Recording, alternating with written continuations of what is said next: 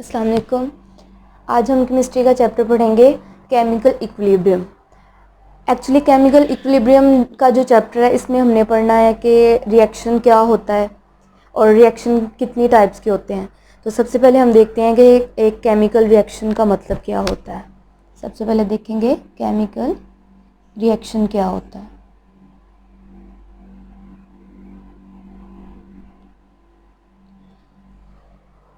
Basically एक chemical reaction के अंदर दो टर्म्स आती हैं, एक आती है रिएक्टेंट की और दूसरी आती है प्रोडक्ट्स की।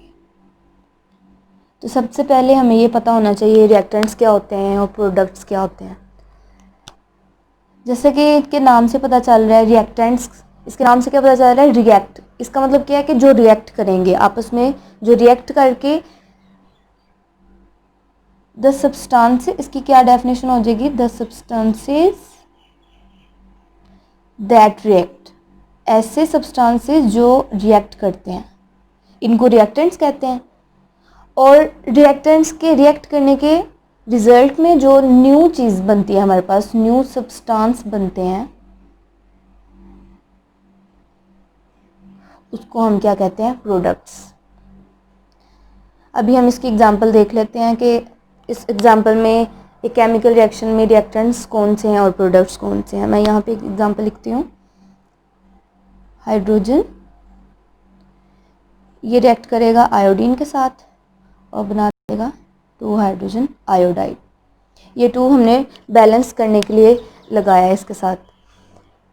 अच्छा, यहाँ पर एरो के लेफ़्ट साइड पर जो ये है हाइड्रोजन और आयोडीन, ये क्या है, ये रिएक्टेंट्स हैं, क्योंकि ये 2 सब्सटेंसेस आपस में मिले हैं और इनके मिलने के नतीजे में ये वाला न्यू सब्सटेंस बन गया, एक नई चीज़ बन गई है। तो इट मीन्स ये हमारे पास रिएक्टेंट्स हुए और ये जो न्यू सब्सटेंस बना है इन 2 रिएक्टेंट्स के रिएक्ट करने के रिजल्ट में, इनको हम कहेंगे प्रोडक्ट। न्यू चीज़ हमारे पास, न्यू सब्सटेंस बन गया। ठीक है, तो केमिकल रिएक्शन में हमने यही पढ़ना था। इसके अंदर रिएक्टेंट्स और प्रोडक्ट्स की बात करते हैं हम। तो इसके बाद अब ये देखेंगे कि रिएक्शन की कितनी टाइप्स होती हैं। तो रिएक्शन की 2 टाइप्स होती हैं, इसको देख लेते हैं हम one by one.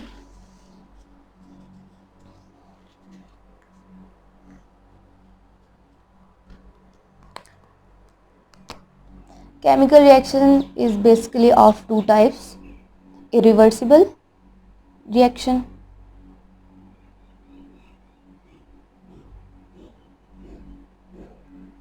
and reversible reaction.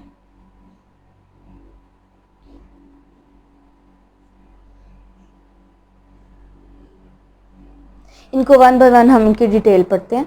सबसे पहले आपको बताती हूँ रिवर्सिबल रिएक्शन क्या होता है। अच्छा, इसके नाम से क्या पता चल रहा है, रिवर्स। रिवर्स का मतलब क्या होता है कि पीछे जाना। अब ये ऐसा रिएक्शन है, ये तो अंडरस्टूड सी बात है, रिएक्शन आगे की तरफ तो जा सकता है।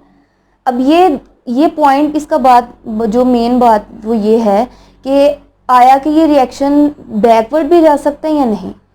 तो रिवर्सिबल रिएक्शन में जो मेन इसमें पॉइंट है वो ये है कि ये रिवर्स भी हो सकता है, रिवर्स भी हो जाता है। ठीक है, तो रिवर्सिबल रिएक्शन में अगर मैं इसकी एग्जांपल लूँ आपको ज़्यादा अच्छे से समझ आएगी। तो हम यहाँ पे एक रिवर्सिबल रिएक्शन ले लेते हैं।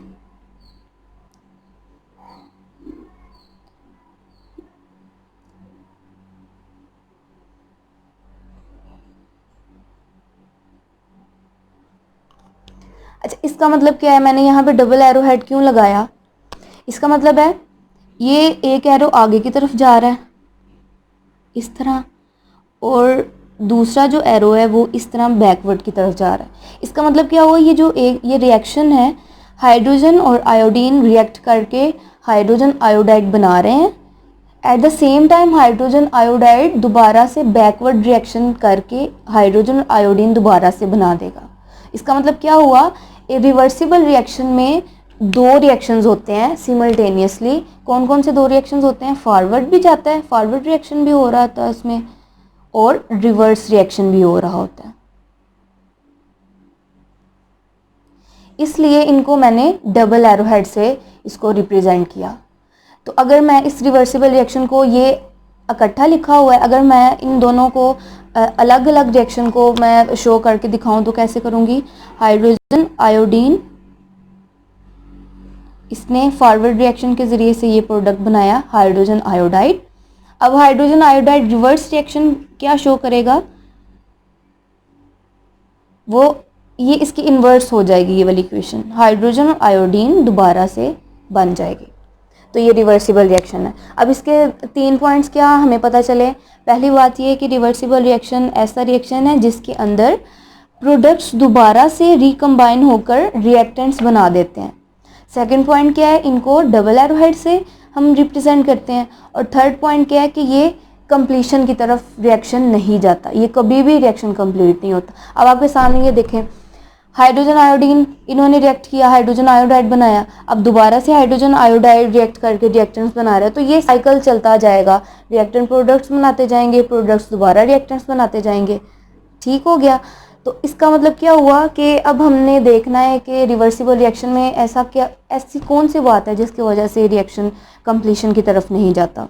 तो हम इसकी इलस्ट्रेशन देखते हैं। मतलब यहाँ पर मैंने एक क्लोज फ्लास्क ली, इसका जो लिड है वो बंद किया हुआ मैंने, हाइड्रोजन और आयोडीन इसके अंदर मैंने डाला और इसके रिजल्ट में बना 2 हाइड्रोजन आयोडाइड। होता क्या है कि अब इस फ्लास्क का लिड बंद है, क्लोज सिस्टम है ये, तो हाइड्रोजन बाहर इवॉल्व नहीं हो सकती, ये इवॉल्व नहीं हो सकती, बाहर नहीं निकल सकती। तो इसलिए क्या होगा कि अगर तो ये बाहर निकल जाएगी, अगर मैं इसका क्लोज सिस्टम लेती या ओपन सिस्टम लेती तो हाइड्रोजन बाहर इवॉल्व हो जाती, तो आयोडीन के पास तो कोई भी रिएक्टेंट दूसरा, इसके पास तो हाइड्रोजन नहीं होती कि वो दोबारा से रिएक्ट करके हाइड्रोजन आयोडाइड बना दे। इसीलिए अब क्या हुआ कि जब हमने इसका क्लोज सिस्टम लिया तो हाइड्रोजन बाहर नहीं जाएगी, आयोडीन हाइड्रोजन के साथ रिएक्ट करके हाइड्रोजन आयोडाइड बनाती जाएगी। इस तरह फिर हाइड्रोजन आयोडाइड डिकम्पोज होकर ये रिएक्टेंट्स दोबारा बनाता जाएगा, इसलिए ये सिस्टम चलता जाएगा, ये रिएक्शन कभी भी रुकता नहीं है। ठीक हो गया? अब हम चलते हैं इरिवर्सिबल रिएक्शन की तरफ।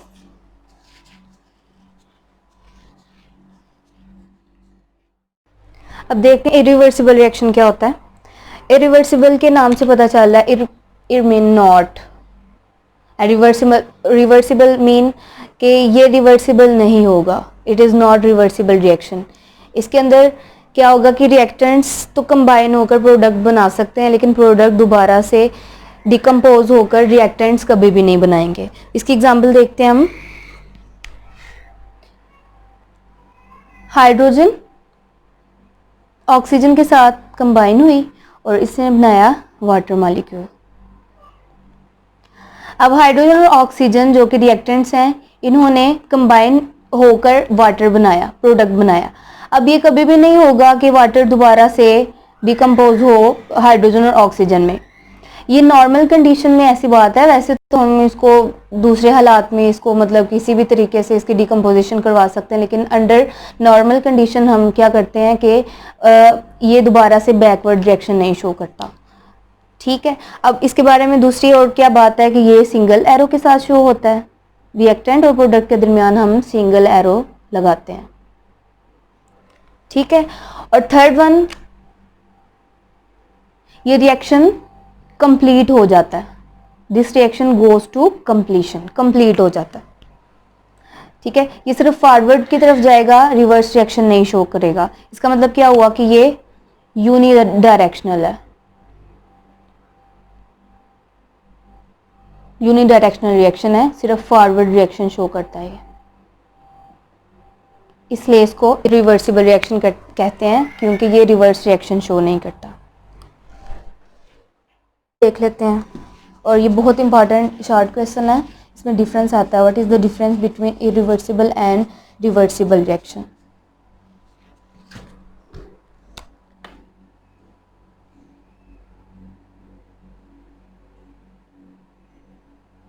irreversible reaction and reversible reaction.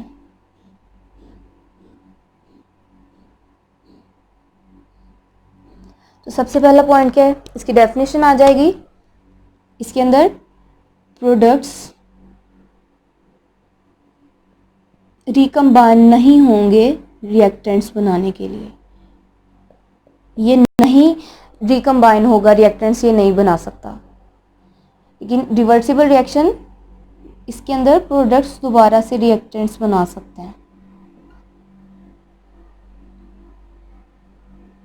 ठीक, इसके बाद इसका मेन डिफरेंस क्या है कि ये सिंगल एरो से इसको हम शो करते हैं, सिंगल एरो लगाते हैं रिएक्टेंट और प्रोडक्ट्स के दरमियान। In case of reversible reaction we represent this reaction by putting double arrow head between reactant and product.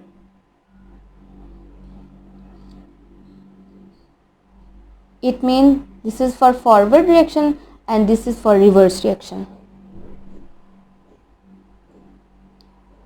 Third,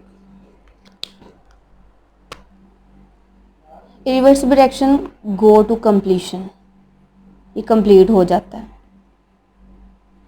क्योंकि इसको हम ओपन सिस्टम में देखते हैं। जो गैस थी, अगर मैंने वही एग्जांपल आपको बताऊं हाइड्रोजन और आयोडीन वाली, तो ओपन सिस्टम में रिवर्सिबल रिएक्शन को देखते हैं, हाइड्रोजन इवॉल्व हो जाएगी बाहर, आयोडीन को हाइड्रोजन मिलेगी नहीं, वो रिएक्ट नहीं करेगा और प्रोडक्ट्स नहीं बनेंगे, इसलिए वो वहीं पे स्टॉप हो जाएगा रिएक्शन।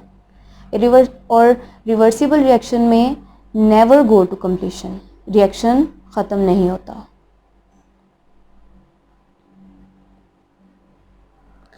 यहाँ पर एग्जाम्पल इनकी आ जाएगी।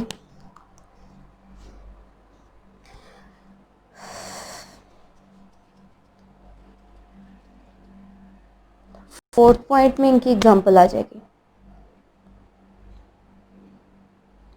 दोनों रिएक्शन में बस एरो हेड का डिफरेंस आएगा। And in case of reversible reaction the only difference is just of arrow. That's all about the types of reaction। अब हम irreversible reaction और reversible reaction से रिलेटेड एक और एग्जांपल देखते हैं कैल्शियम कार्बोनेट की, उसकी तरफ चलते हैं।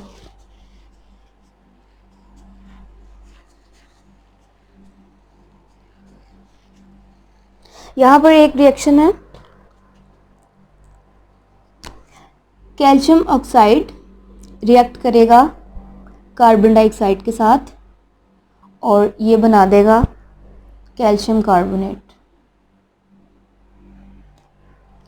कैल्शियम ऑक्साइड ने कार्बन डाइऑक्साइड गैस के साथ रिएक्ट किया और उसने कैल्शियम कार्बोनेट बना दिया।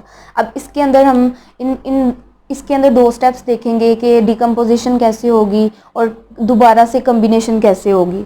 ठीक है, अब सबसे पहले हमने ये डिकम्पोजिशन की, इसको तोड़ा,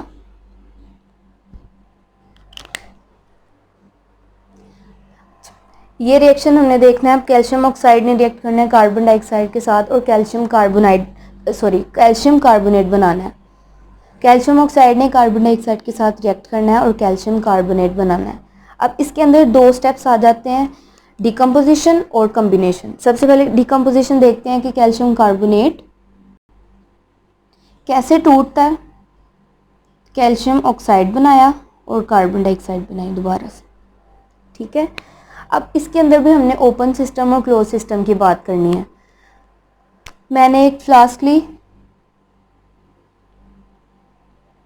इसको हम कह लेते हैं ओपन सिस्टम, और यहाँ पर हम ले लेते हैं क्लोज सिस्टम।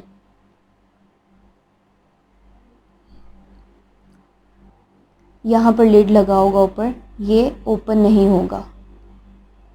ठीक है, अच्छा क्लोज सिस्टम में क्या होगा, सबसे पहले हम ओपन सिस्टम देखते हैं। ओपन सिस्टम के अंदर क्या हुआ कि जब हमने कैल्शियम कार्बोनेट को डिकम्पोज किया तो इसके रिज़ल्ट में कैल्शियम ऑक्साइड और कार्बन डाइऑक्साइड प्रोड्यूस हुए। अब ओपन सिस्टम है, कार्बन डाइऑक्साइड एक गैस है, तो अब जब उसको रास्ता मिलेगा बाहर निकलने का तो वो बाहर इवॉल्व हो जाएगी, बाहर निकल जाएगी। इसका मतलब क्या हुआ कि अब कैल्शियम ऑक्साइड को तो कार्बन डाइऑक्साइड की ज़रूरत थी रिएक्ट करने के लिए ताकि वो कैल्शियम कार्बोनेट बना सके। अब जब वो बाहर चले गई है तो कैल्शियम ऑक्साइड का तो रिएक्शन वहीं पे स्टॉप हो जाएगा, वो मज़ीद रिएक्ट नहीं करेगी, इसका मतलब क्या हुआ कि ये इरिवर्सिबल रिएक्शन होगा। ठीक है, अब इसकी बात करते हैं क्लोज सिस्टम में। क्लोज सिस्टम में हम लेते हैं कैल्शियम कार्बोनेट को, जब हमने हीट किया, इसको डिकम्पोज किया, तो इसने बनाया कैल्शियम ऑक्साइड और कार्बन डाइऑक्साइड। अब यहाँ पर सिस्टम क्लोज है, कार्बन डाइऑक्साइड को उसको कोई रास्ता नहीं मिल रहा कि वो बाहर जा सके। इसका मतलब क्या हुआ, कार्बन डाइऑक्साइड फ्लास्क में ही रहेगी और क्या करेगी, दोबारा से कैल्शियम ऑक्साइड के साथ रिएक्ट करके ये दोबारा से बनाती रहेगी।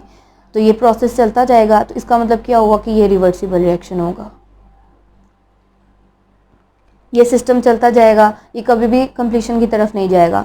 तो ये कंप्लीशन की तरफ चला जाता है ओपन सिस्टम में, जबकि कैल्शियम कार्बोनेट जब क्लोज सिस्टम में हम इसको डिस्कस करते हैं तो ये रिवर्सिबल रिएक्शन होगा।